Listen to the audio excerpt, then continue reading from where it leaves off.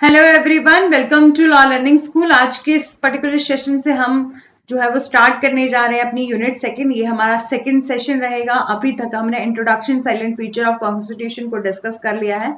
यदि आपने नहीं देखा होगा तो सबसे पहले उस सेशन को देखिएगा, तभी preamble to the constitution of India को देखिएगा। ठीक है, तो आगे बढ़ने से पहले मैं आपको बता देना चाहती हूँ, ये हमारी प्लेलिस्ट है जो यदि आप यूजीसी नेट लॉ के लिए प्रिपेयर कर रहे हैं तो आपको ये पर्टिकुलर प्लेलिस्ट जो है वो फॉलो करनी है। अभी तक हमने यूनिट फर्स्ट कंप्लीट कर लिया है, यूनिट 10 डिस्कस कर लिया है और कुछ एक सेशन जो है यूनिट 10 के रहते हैं उसको मैं फर्दर क्लासेस में जो है वो डिस्कस करवा दूंगी। और अभी हमने स्टार्ट कर दिया है अपना कॉन्स्टिट्यूशन जो कि यूनिट सेकेंड है। काफी ज्यादा लॉन्ग यूनिट है कॉन्स्टिट्यूशन। आप देखते हैं कि कितना ज्यादा बड़ा है और उसको डिस्कस हम करेंगे डे बाय डे जो भी हमारी क्लासेस होंगी उनमें। और ये हमारी एमसीक्यू सीरीज की एक प्लेलिस्ट है जिसको आपको देखना होगा तो देख लीजिएगा। ठीक है, और ये हमारा टेलीग्राम ग्रुप है। यदि आप जहां पर ज्वाइन होना चाहते हैं तो हो जाइएगा, क्योंकि हम इस टेलीग्राम ग्रुप में जो भी क्लासेस से रिलेटेड जितनी भी नोटिफिकेशन होती हैं और जो भी इंपॉर्टेंट अपडेट्स होगा जो यहाँ पर आपको बता दिया जाए। ठीक है, बात करते हैं preamble to the constitution of India की। जो हमारा प्रियम्बल है ना कॉन्स्टिट्यूशन का, ये प्रेजेंट करता है प्रिंसिपल ऑफ द कॉन्स्टिट्यूशन और ये इंडिकेट करता है सोर्स ऑफ इट्स अथॉरिटी। ठीक है, और आप जानते हैं हमारे कॉन्स्टिट्यूशन को कब अडॉप्ट किया गया था। 26 नवंबर 1949 को अडॉप्ट किया गया था by the constituent assembly. And come into force में कब आया था? 26 जनवरी 1950 को आया था, और जिसको कि हम 26 जनवरी को हम रिपब्लिक डे के रूप में जो है वो सेलिब्रेट करते हैं।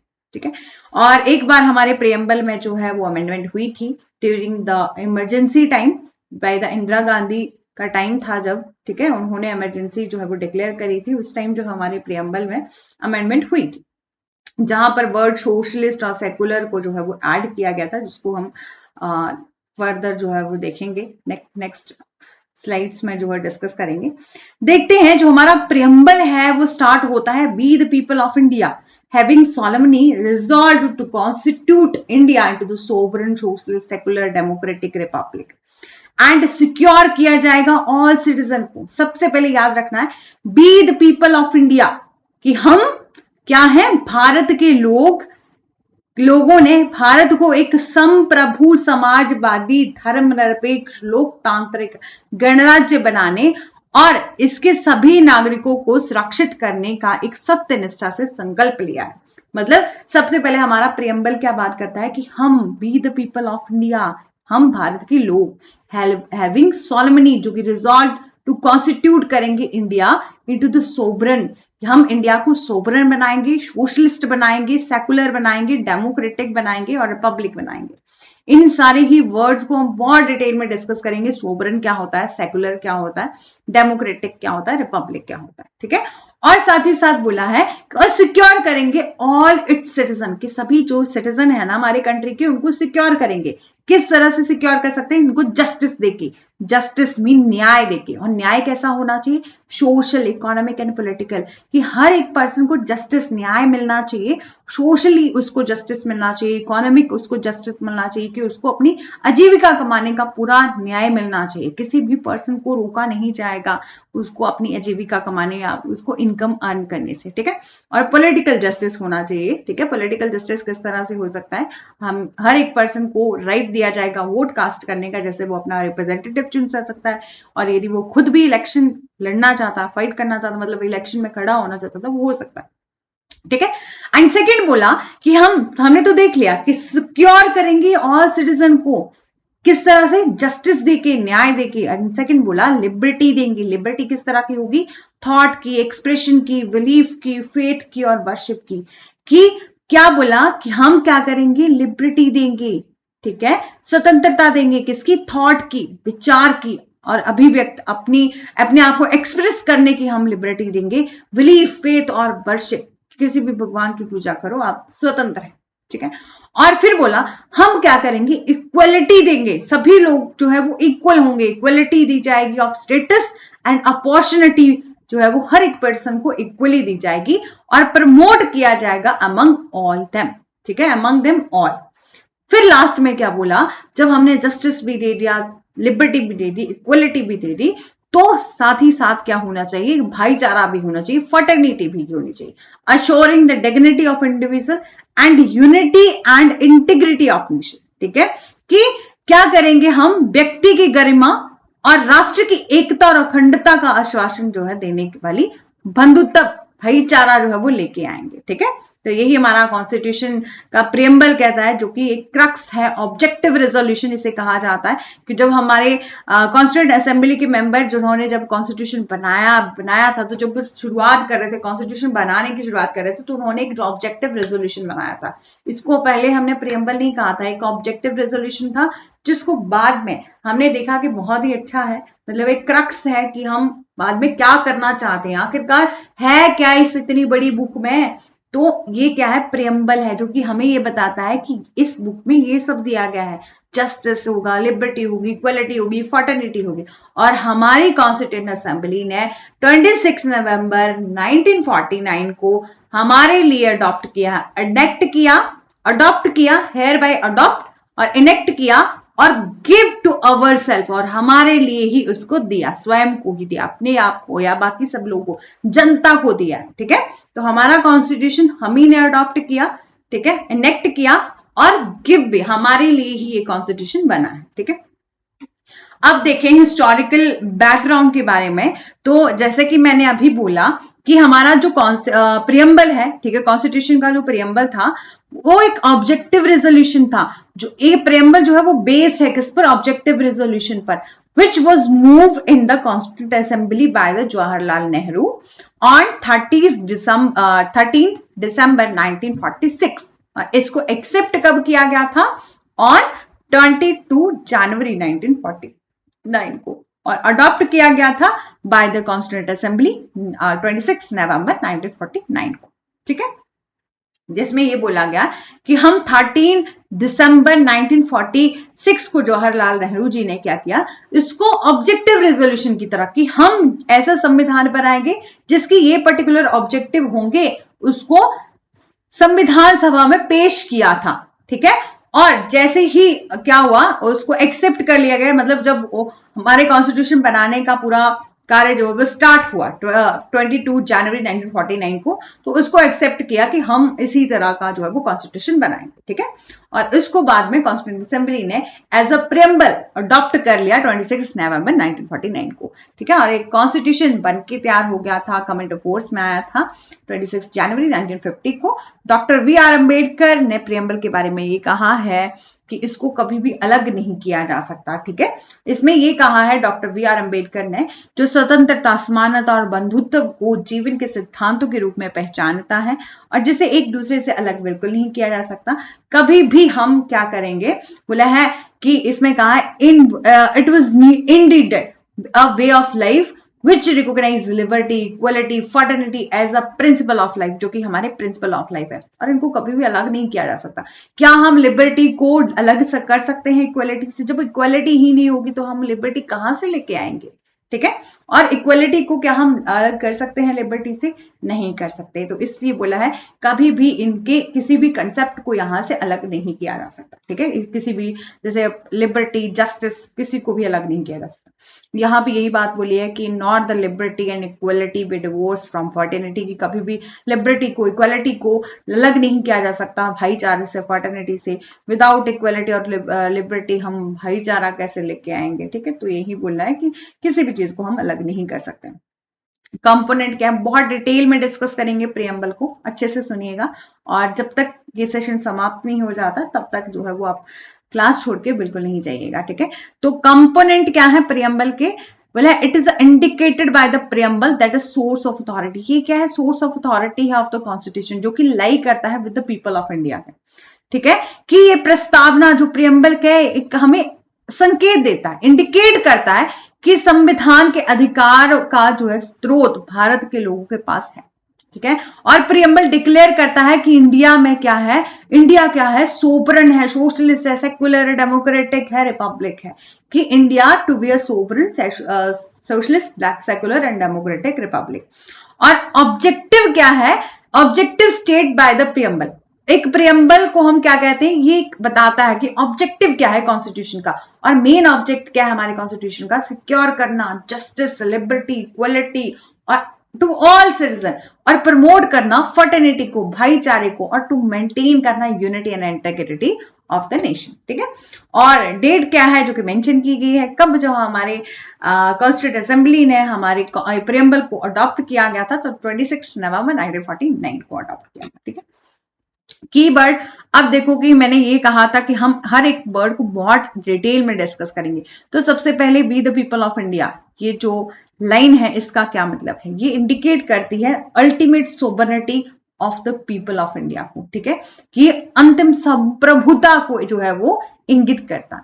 ठीक है, सोवरेनिटी का क्या मतलब होता है कि इंडिपेंडेंट अथॉरिटी ऑफ स्टेट, कि हमारा स्टेट क्या है, हमारा इंडिया क्या है, सोवरेन है। सोवरेनिटी का क्या मतलब होता है, सोवरेन का क्या मतलब है कि हमारे देश पर किसी भी बाहरी किसी अथॉरिटी का कंट्रोल नहीं है, हम अपने फैसले खुद लेते हैं, चाहे वो इंटरनल मैटर है, जो वो एक्सटर्नल मैटर है, या फॉरेन, मतलब external matter mean foreign country के साथ जो भी रिलेशन या कोई भी डिसीजन लेना हो तो हम खुद लेते हैं। इसलिए बोला कि sovereignty mean independent authority of the state, not being subject to the control of any other state. हम किसी भी अदर स्टेट के कंट्रोल में बिल्कुल नहीं, और किसी की भी हमारे कंट्री पर या हमारे स्टेट पर, ठीक है, एक्सटर्नल पावर नहीं। ठीक है, फिर बोला सोवरेन क्या है, द टर्म सोवरेन मीन जो हमने अभी डिस्कस किया कि दैट इंडिया का अपना ओन, इंडिया क्या है, अपनी ओन इंडिपेंडेंट अथॉरिटी है, और it is not a domain of any other external power, और इसमें किसी भी अबाहरी शक्ति का प्रभुत्व नहीं है। द लेजिस्लेचर के पास यहां पर पावर है कि आप लॉ बनाएंगे। ठीक है, और उसकी कुछ ना कुछ सर्टन लिमिटेशन भी है, कुछ सीमाओं के अंदर दायरे में ही आप लॉ बनाओगे। आप देखेंगे कि हमारे पार्लियामेंट को भले ही पावर दी गई कि आप लॉ बनाओ, लेकिन ये भी बोला गया है कि हमारा जो इतना बड़ा कॉन्स्टिट्यूशन बनाया है, जिसे सुप्रीम लॉ ऑफ लैंड कहा जाता है, तो आप उससे बाहर जाके कोई लॉ नहीं बनाओगे। ठीक है, फिर है आपका सोशलिस्ट। सोशलिस्ट टर्म का क्या मतलब है, achievement of socialist and through democratic mean, कि हम समाजवाद लेके आएंगे। समाजवादी शब्द का क्या अर्थ है कि लोकतांत्रिक साधनों के माध्यम से समाजवादी की उपलब्धि। ये एक मिश्रित अर्थव्यवस्था, मिश्रित, ये फेथ करता है in a mixed economy where both private and public sector को एग्जिस्ट साइड बाय साइड। ठीक है, और इसको ऐड किया गया था प्रियम्बल में 42nd अमेंडमेंट के दौरान। मैंने कहा था कि एक ही बार लगभग हमारे प्रियम्बल में अमेंडमेंट हुई है, 42nd अमेंडमेंट 1976। ठीक है, तो इसमें ये वर्ड ऐड किया था सोशलिस्ट। ठीक है, अब बात करते हैं सेकुलर। सेकुलर वर्ड को भी 42nd अमेंडमेंट के दौरान ही जो है वो इसमें इनकॉर्पोरेट किया गया था, 42nd कॉन्स्टिट्यूशनल अमेंडमेंट 1976। ठीक है, 1976। और जो सेकुलर है, सेकुलर वर्ड का क्या मतलब है, कल भी हमारा ये सेशन हुआ था जिसमें हमने साइलेंट फीचर ऑफ कॉन्स्टिट्यूशन को डिस्कस किया था, जिसमें बहुत डिटेल में डिस्कस किया था कि सेकुलर वर्ड का क्या मतलब होता है। इट मीन्स कि हमारे इंडिया का अपना कोई रिलीजन नहीं है, हमारा इंडिया जो है वो सर्वधर्म संपन्न देश है, जहां पर हर एक धर्म की जो है वो समान जो है वो उसकी सम्मान किया जाता है, हर एक पर्सन को इक्वल राइट दिए गए हैं, इक्वल रिस्पेक्ट की जाती है, हर एक रिलीजन की इक्वल रिस्पेक्ट की जाती है, हर एक पर्सन को राइट दिया गया है कि आप जो है वो फ्री हैं, किसी भी रिलीजन में आप जाना चाहते हैं, किसी भी भगवान की पूजा करना चाहते हैं तो आप कर सकते हैं। ठीक है, तो protection and support from the state. Democratic है, डेमोक्रेटिक का क्या मतलब, जो ये टर्म है ना डेमोक्रेटिक, ये टर्म इंप्लाई करती है that the constitution of India is has established from the constitution which get its authority from will of the people, कि हम एक्सप्रेस इन द इलेक्शन, कि डेमोक्रेटिक मीन लोकतांत्रिक, यहाँ सभी लोगों को वोट कास्ट करने का जो है वो राइट दिया गया है कि आप जो है वो डायरेक्ट वोट करो और अपना जो है वो कैंडिडेट या रिप्रेजेंटेटिव चुनो। रिपब्लिक जो है वो ये बताता है कि द टर्म, ये जो रिपब्लिक टर्म है वो इंडिकेट करती है कि जो हेड ऑफ स्टेट होगा वो हम लोग इलेक्ट करेंगे, कोई दूसरा बाहर से आके कोई हमारी कंट्री में या किसी भी तरह का ऐसा नहीं होगा कि आज एक पर्सन प्रेसिडेंट बन गया, कल को उसी की फैमिली में जो है वो हेरिडिटरी रूल नहीं चलेगा कि वही प्रेसिडेंट बनेगा। नहीं, ये बोला है कि रिपब्लिक का क्या मतलब है, ये टर्म इंडिकेट करते हैं जो हेड ऑफ द स्टेट होगा उसे इलेक्ट किया जाएगा बाय द पीपल। ठीक है,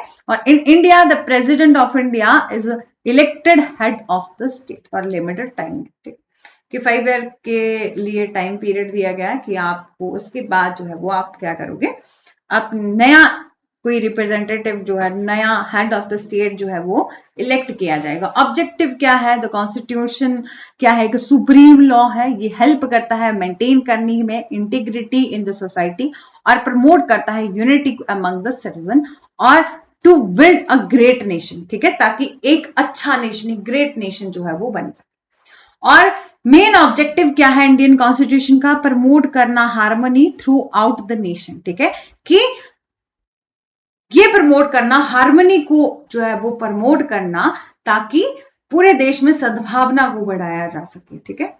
और फिर बोला है द फैक्टर जो कि हेल्प करते हैं अचीविंग दिस गोल, क्या क्या है, कि जस्टिस, ठीक है, कि इस गोल को हम किस तरह से अचीव कर सकते हैं, जस्टिस। देखिए ये नेसेसरी है मेंटेन करना order in society that promised through a various provision of fundamental right, directive principle of state policy जो कि प्रोवाइड किए गए हमारे कॉन्स्टिट्यूशन ऑफ इंडिया में, जिसमें ये बताया इट कंप्राइज अ 3 एलिमेंट कि जस्टिस कैसा होना चाहिए, न्याय कैसा होना चाहिए, सोशल, इकोनॉमिक एंड पॉलिटिकल, ठीक है।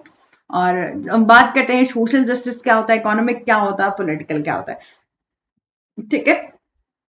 Social justice mean the constitution of India में ये बताया गया है कि social justice mean the constitution, जो कॉन्स्टिट्यूशन है वो चाहता है, क्रिएट करना चाहता है सोसाइटी विदाउट डिस्क्रिमिनेशन, कि किसी भी पर्सन के साथ कोई भेदभाव नहीं होगा of on any ground like caste, creed, gender, religion, इसके आधार पर किसी भी पर्सन के साथ कोई भी डिस्क्रिमिनेशन नहीं होगा, कोई भी भेदभाव नहीं होगा। ये होता है सोशल जस्टिस, ठीक है, कि समाज में हर एक पर्सन को जो है वो इक्वल ट्रीट किया जाएगा, किसी के साथ भी कोई भेदभाव नहीं होगा।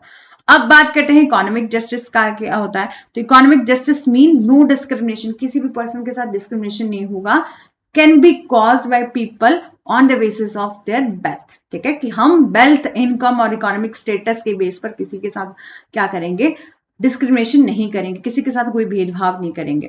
हर एक पर्सन को जो है वो इक्वल पे दिया जाएगा इक्वल वर्क के लिए, और यदि उसकी इक्वल पोजीशन है, हर एक पर्सन को अपॉर्चुनिटी दी जाएगी अर्न करने की फ्रॉम देयर लिविंग, ठीक है, और अपॉर्चुनिटी दी जाएगी पब्लिक एम्प्लॉयमेंट में, किसी भी तरह से वो अपना जीवन यापन करना चाहता है, जो कोई भी इनकम अर्न करना चाहता है वो कर सकता है अपनी, यदि उसको वो काम कर रहा है, इक्वल पे, इक्वल वर्क कर रहा है, तो उसको इक्वल पे भी दिया जाएगा, ठीक है। तो ये कहता है आपका इकोनॉमिक जस्टिस। अब बात करते हैं पॉलिटिकल जस्टिस क्या होता है। जब हमने बात करी कि जस्टिस होना चाहिए, सोशल होना चाहिए, इकोनॉमिक होना चाहिए, पॉलिटिकल क्या होना चाहिए, तो एक एक वर्ड को भी यहाँ डिस्कस किया गया है और बहुत अच्छे से, यदि आपने इससे पहले इतना डिटेल में नहीं देखा होगा, नहीं समझा होगा, तो यहाँ बहुत अच्छे से समझ आ जाएगा। बस रिक्वेस्ट यही रहेगी कि यदि मैं इतनी मेहनत से ये क्लासेस लेके आ रही हूँ, तो आपका भी ये फर्ज बनता है कि आप भी इसको बड़े ही ध्यान से सुनेंगे, ठीक है। तो बोला है कि पॉलिटिकल जस्टिस क्या है, political justice mean all the people have an equal है और फ्री और फेयर राइट दिया जाएगा बिना किसी डिस्क्रिमिनेशन से, कि बिना किसी भेदभाव के, कि वो पार्टिसिपेट करे पॉलिटिकल अपॉर्चुनिटी में। किस तरह से पार्टिसिपेट कर सकते हैं, राइट टू वोट देके, ठीक है, उनको राइट टू वोट दिया जाएगा कि आप जो है वो बिना किसी डिस्क्रिमिनेशन के, बिना किसी डर के, बिना किसी फियर के और फ्री हैं आप, इक्वल आपको अपॉर्चुनिटी दी जाएगी, इक्वलिटी दी गई है कि आप जो है वो पार्टिसिपेट करो पॉलिटिकल अपॉर्चुनिटी में, आप वोट कास्ट करो, आपको कोई नहीं रोकेगा, ठीक है। और equality, equality, the term equality का मीनिंग होता है, equality mean no section of society, कोई भी सेक्शन ऑफ सोसाइटी मतलब कोई भी वर्ग जो है वो हैज एनी स्पेशल प्रिविलेजेस, किसी भी पर्सन को, किसी भी वर्ग को कोई भी स्पेशल प्रिविलेजेस नहीं दी जाएगी। ऑल पीपल को इक्वल अपॉर्चुनिटी दी जाएगी, एवरीथिंग, बिना किसी डिस्क्रिमिनेशन के उसको इक्वल अपॉर्चुनिटी दी जाएगी। हर कोई पर्सन क्या है, इक्वल है before law, everyone is equal before the law, ठीक है। फिर आपका लिबर्टी दी जाएगी। तो टर्म लिबर्टी, जब हमने बोला कि इक्वलिटी होगी, फिर बोला कि लिबर्टी होगी, तो द टर्म लिबर्टी का क्या मतलब है, liberty mean freedom for the people to choose their way of life, कि हर एक पर्सन को फ्रीडम दी गई, स्वतंत्रता दी गई कि वो अपने हिसाब से, जिस तरीके से वो अपना जीवन जीना चाहता है, तो वो जी सकता है। और have political view and behaviour in society, और जिसको जिस भी तरह से बिहेवियर करना है और मतलब जिस भी तरह से अपना जीवन यापन करना है, तो वो उसको लिबर्टी दी है। Liberty does not mean the freedom to do anything. Liberty में ये नहीं बोला गया है कि आप कुछ भी कर सकते हो, बस ये है कि अपना शांतिपूर्ण जीवन आप व्यतीत कर सकते हो, ठीक है। और एक पर्सन को कुछ भी ऐसा करने की इजाजत नहीं है। कहीं कहीं जब भी हर एक पर्सन को राइट दिया जाता है, तो उसके साथ साथ कुछ ड्यूटीज और कुछ रिस्ट्रिक्शंस भी लगाई जाती हैं। यदि आपने जूरिस्प्रूडेंस के सारे सेशन अटेंड किए तो हमने राइट एंड ड्यूटीज का भी टॉपिक किया था, जिसमें हमने बहुत डिटेल में डिस्कस किया था कि जब जब एक पर्सन को राइट दिया जाता है, तब तब उसको उससे ड्यूटीज इम्पोज की जाती है, ठीक है। तो इसीलिए लिबर्टी तो है, लेकिन आपको ये नहीं बोला कि आप सब कुछ करते, मतलब कुछ भी करते रहो, ठीक है। तो इसके लिए बोला कुछ एक लिमिट सेट की गई है लॉ के द्वारा। अब फिर है कि fraternity last. The term fraternity का क्या मतलब होता है? फीलिंग ऑफ ब्रदरहुड, भाईचारे की भावना लेकर आना है, and emotional attachment with the country. और आपका एक इमोशनल अटैचमेंट होना चाहिए कंट्री के साथ, मतलब एक रिस्पेक्ट की भावना होनी चाहिए अपने देश के प्रति और सारे लोगों के प्रति, आसपास के लोगों के प्रति आपको भाईचारा लेके आना। फर्टर्निटी हेल्प करता है कि प्रमोट किया जा सके डिग्निटी और यूनिटी ऑफ द नेशन को, एकता की भावना जो है वो बनाई जाएगा, ठीक है। इंपॉर्टेंट ऑब्जेक्ट क्या है? वही हमने देखा था कि ऑब्जेक्ट क्या है कि ये प्रोवाइड करता है वे ऑफ लाइफ और इंक्लूड करता है फर्टर्निटी, लिबर्टी एंड इक्वालिटी को, ठीक है, ताकि एक अच्छा जीवन यापन कर सकें हर एक सिटीजन ऑफ इंडिया, ठीक है। और यहाँ पर यही बोला कि लिबर्टी को हम अलग नहीं कर सकते इक्वालिटी से, और इक्वालिटी को हम अलग नहीं कर सकते लिबर्टी से, और ना ही लिबर्टी और इक्वालिटी को अलग किया जा सकता है फर्टर्निटी, ठीक है। तो यहाँ पर यही दिया गया है जो कि हम डिस्कस कर चुके हैं। अब देखते हैं कि स्टेटस क्या है प्रियम्बल का। तो बोला है the preamble being a part of the constitution, ठीक है, जिसको कि हमने डिस्कस किया है सेवरल टाइम, सुप्रीम कोर्ट में भी जो है बार बार जो है केस को देखने को मिले हैं, ठीक है।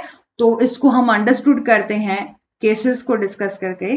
तो वेरी यूनियन केस आपने सुना होगा, तो it was used as a reference under article 143 sub clause 1, ठीक है। तो ये वेरी का जो मामला है, इसका उपयोग संविधान के अनुच्छेद 143 सब क्लॉज 1 के तहत जो है संदर्भ के रूप में जो किया जाता है, जो कि वेरी संघ से संबंधित भारत पाकिस्तान समझौते के कार्यान्वयन और परिक्षेत्र के आदान प्रदान पर था, ठीक है, जिसे कि सॉल्व किया गया था और जिसको सुना था 8 बेंच कंसिस्टिंग ऑफ 8 जज, ठीक है।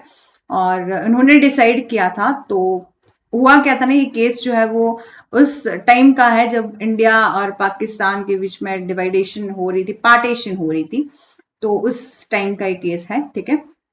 तो यहाँ पर 8 जज बेंच ने, मतलब 8 जजेस की बेंच ने ये केस डिसाइड करा था। Through the very case court stated that preamble is the key to open mind of maker, ठीक है। यहाँ पर कोर्ट ने हेल्ड किया था preamble is the key to open the mind of makers, ठीक है, but can not be consider as a part of the constitution. की प्रियम्बल क्या है? एक कुंजी है जो कि किसको खोलती है, कि ओपन करती है जिन्होंने इसे बनाया है, ठीक है, कि निर्माताओं जिन्होंने प्रस्तावना निर्माण करी है, जिसने उन्हें अपना प्रियम्बल बनाया है, तो उनके माइंड को ओपन करने की है, बट इसको हम कंसीडर नहीं करते हैं कि ये पार्ट ऑफ कॉन्स्टिट्यूशन है, ठीक है। Therefore, it is not enforceable in a court, और इसको इन्फोर्स नहीं किया जा सकता कोर्ट में, ठीक है। तो ये लाइन याद रखनी है, वेरी यूनियन केस में ऐसा कहा गया था कि preamble is a key to open mind of a maker, but it can not be consider as a part of constitution, ठीक है।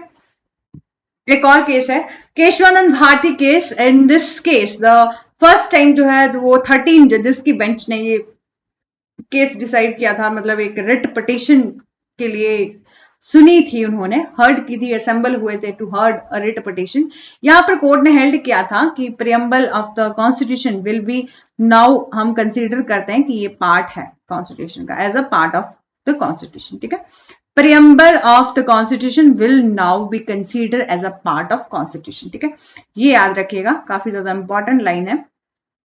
The preamble is not the supreme power of or source of any restriction or prohibition, but ये play करता है काफी ज्यादा important role in interpretation of statute और provision of constitution, ठीक है। So it can be conclude, हम conclude कर सकते हैं, क्या हम कह सकते हैं कि इस केस में ये हेल्ड हुआ था कि प्रियम्बल क्या है, एक पार्ट ऑफ कॉन्स्टिट्यूशन है, part of introductory part of the constitution, ठीक है। उसके बाद 1995 में दोबारा से फिर से एक केस आया, ठीक है, union government versus LIC of India का। यहाँ पर सुप्रीम कोर्ट ने वंस अगेन दोबारा से फिर से preamble is a integral part of constitution कहा, but is not directly enforceable in court of justice, but इसको जो है वो डायरेक्टली कोर्ट में जो है वो इन्फोर्स नहीं किया जा सकता, ठीक है। तो ये डिस्कस किया था। अब ये एक अमेंडमेंट है जो कि मैंने आपको पहले भी बताया कि 42nd अमेंडमेंट हुई थी, और यही अमेंडमेंट हुई थी फर्स्ट और लास्ट। इसके बाद जो है वो प्रियम्बल में दोबारा से अमेंडमेंट कभी नहीं हुई, और इससे पहले भी नहीं हुई थी, ठीक है। तो 42nd अमेंडमेंट याद रखना है 1976 में। After this judgement of Kesavananda Bharati it was accepted the part of preamble is a part of constitution, कि जब हमारी केशवानंद भारती केस की जजमेंट आई तो उसको एक्सेप्ट किया गया कि प्रियम्बल क्या है, पार्ट ऑफ कॉन्स्टिट्यूशन है। As a part of constitution preamble को अमेंड किया जा सकता है under article 368 of the constitution, but basic structure of the preamble can not B amended. But जो बेसिक स्ट्रक्चर है प्रियम्बल का उसको अमेंड नहीं किया जा सकता, ठीक है। As of now the preamble is only amend किया गया है once through the 42nd amendment act 1976, ठीक है, कि अब तक इस प्रियम्बल को केवल एक ही बार 42nd कॉन्स्टिट्यूशन अमेंडमेंट एक्ट 1976 के माध्यम से जो संशोधित किया गया था, ठीक है। यहां पर द टर्म सोशलिस्ट, सेकुलर और इंटीग्रिटी को ऐड किया गया था प्रियम्बल में 42nd अमेंडमेंट एक्ट 1976 के दौरान, ठीक है। और सोशलिस्ट एंड सेकुलर को ऐड किया गया था added between the sovereign and democratic, ठीक है। और यूनिटी ऑफ नेशन को चेंज करके unity and integrity of nation जो है वो चेंज कर दिया गया था, ठीक है। काफी ज्यादा इंपॉर्टेंट है ये अमेंडमेंट भी, ठीक है। और जो भी इंपॉर्टेंट कंसेप्ट थे जो कि मैंने आपको यहाँ पर बता दिए हैं प्रियम्बल के, और कुछ और भी है, एक मिनट मैं बताती हूँ कि प्रियम्बल को आइडेंटिटी कार्ड किसने कहा है कॉन्स्टिट्यूशन का, तो NA पालकीवाला ने कहा है। हॉरोस्कोप ऑफ द कॉन्स्टिट्यूशन किसने कहा है, NM मुंशी जी ने कहा है। सोल ऑफ कॉन्स्टिट्यूशन किसने कहा, तो जस्टिस हदयतुल्ला ने कहा है। Reflection of dream and aspiration of people, ये AK अय्यर ने कहा है, ठीक है। और इंस्पायरेशन ऑफ प्रियम्बल क्या है, इसको पिक किया गया है कहां से, मतलब सबसे पहले कॉन्स्टिट्यूशन प्रियम्बल जो है वो कहां से जो है वो हमने एक आइडिया लिया था कि प्रियम्बल होना चाहिए, तो USA से, ठीक है, जो कि बेस्ड है किस पर, ऑब्जेक्टिव रेजोल्यूशन जो कि दिया गया था पंडित जवाहरलाल नेहरू, ठीक है। तो ये हमने आज इम्पोर्टेंट डिस्कस कर लिया, और आगे बढ़ने से पहले लास्ट मैं यही बताना चाहती हूँ कि अभी तक हमने यूनिट फर्स्ट कंप्लीट कर ली है, यूनिट 10 को भी जो है ऑलमोस्ट कंप्लीट कर लिया, कुछ एक सेशन बचते हैं उसको जो है वो हम डिस्कस कर लेंगे। लेकिन आपको जितने भी यहाँ सेशन प्रोवाइड किए जा रहे हैं तो आप उनका फायदा लीजिए, और सारे के सारे इन सेशन को जो है वो देख लीजिएगा। और थैंक यू सो मच। और यदि आपको सेशन अच्छे लग रहे हैं तो उसको आप ज़्यादा से ज़्यादा लाइक कर सकते हैं, सब्सक्राइब कर सकते हैं और शेयर कर सकते हैं अपने दोस्तों के साथ, जिस भी ग्रुप के में आप जुड़े हैं तो उनके साथ आप शेयर कर सकते हैं। देखो कि हम यहाँ कोई भी एडिटिंग की वीडियो नहीं डालते, इसीलिए क्योंकि बहुत सिंपल से एक वीडियो रिकॉर्ड या क्लासेस भी ऐसे दी जाती है, हाँ कुछ भी ज़्यादा नहीं होता, ज़्यादा एडिटिंग का नहीं होता, सिर्फ और सिर्फ आपको कंसेप्ट ही बताए जाते हैं। यदि कुछ हद तक यदि आपको थोड़ा सा भी बेनिफिट लग रहा है तो आप इसको सब्सक्राइब कर सकते हैं और ज़्यादा से ज़्यादा शेयर कर सकते हैं अपने दोस्तों के साथ। Thank you so much. और ये हमारा टेलीग्राम ग्रुप है, यदि आप जुड़ना चाहते हैं तो जुड़ सकते हैं। Thank you so much. Do like, share and subscribe, press the bell icon for further notification.